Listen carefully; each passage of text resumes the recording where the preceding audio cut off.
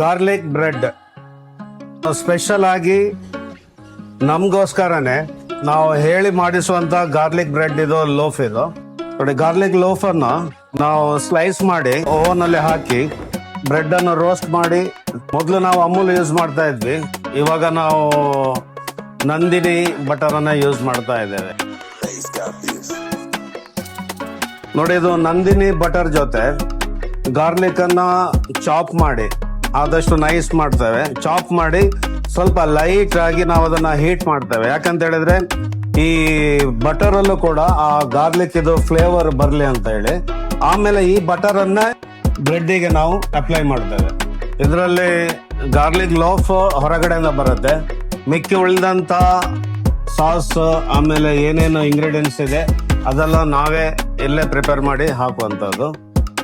ಒಬ್ಬೊಬ್ರದ್ದು ಒಂದೊಂದು ತರ ರೆಸಿಪಿ ಇರುತ್ತೆ.